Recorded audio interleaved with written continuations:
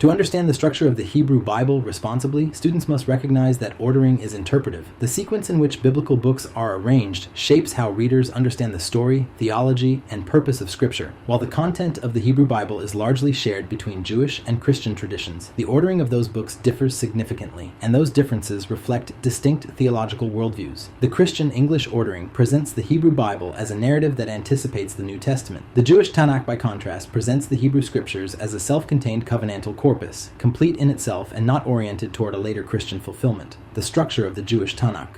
The term Tanakh is an acronym formed from the first letters of its three divisions: Torah, teaching, law; Nevi'im, prophets; Ketuvim, writings.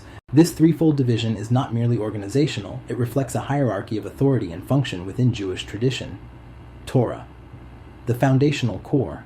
The Torah, the 5 books of Moses, stands at the center of Jewish scripture in a way that has no equivalent parallel in the Christian ordering. In Judaism, the Torah is the primary revelation, the legal and covenantal foundation, the interpretive lens through which all other scripture is read. Genesis through Deuteronomy establish Israel's relationship with God, the covenantal obligations of the people, and the framework of divine law. Everything that follows, whether prophecy, poetry, or wisdom, is understood as commentary on, response to, or application of the Torah. This is a crucial contrast. In the Christian ordering, the Torah is grouped within history. In the Jewish Tanakh, the Torah is the axis around which all scripture turns.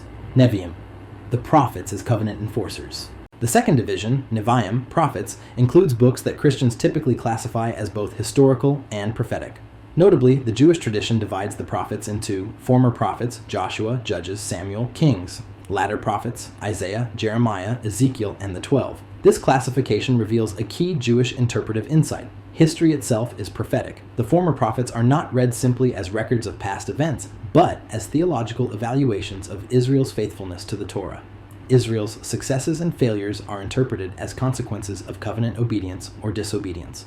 The latter prophets then speak directly, calling Israel back to the covenant and warning of judgment or restoration. In contrast, the Christian ordering separates history from prophecy, whereas the Jewish Tanakh integrates them into a single prophetic continuum. Ketuvim, the writings and life of faith. The final section of the Tanakh is the Ketuvim, writings, a diverse collection that includes Psalms, Proverbs, Job the 5 Megillot, Song of Songs, Ruth, Lamentations, Ecclesiastes, Esther, Daniel, Ezra, Nehemiah, Chronicles. These books explore worship, wisdom, suffering, exile, and identity. Importantly, Chronicles appears last, not Kings. This ending is highly significant.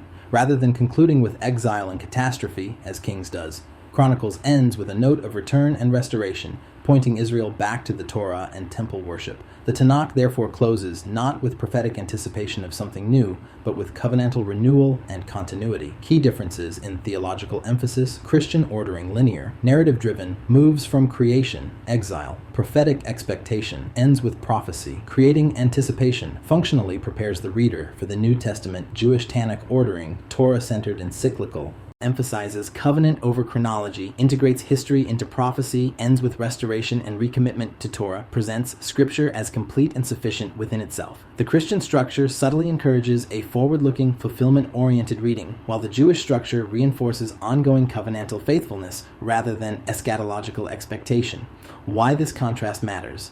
Understanding these two orderings is essential for avoiding theological distortion. Reading the Hebrew Bible strictly through a Christian ordering risks imposing later interpretive assumptions onto Jewish scripture. Conversely, recognizing the Tanakh's structure allows readers to appreciate how Judaism understands scripture as a living covenantal guide, not a prelude awaiting completion. For students of biblical studies, this comparison sharpens historical awareness, fosters interreligious respect, and improves interpretive discipline. The same texts tell different stories depending on how they are arranged, and those arrangements reveal what each tradition believes Scripture is meant to do. Concluding perspective: the difference between the Christian Old Testament and the Jewish Tanakh is not about which books are included, but how meaning is shaped through structure. Order is theology, sequence is interpretation. The Tanakh does not point forward to another canon, it circles back to Torah, reinforcing Israel's enduring relationship with God and the law that defines it, a biblical survey print.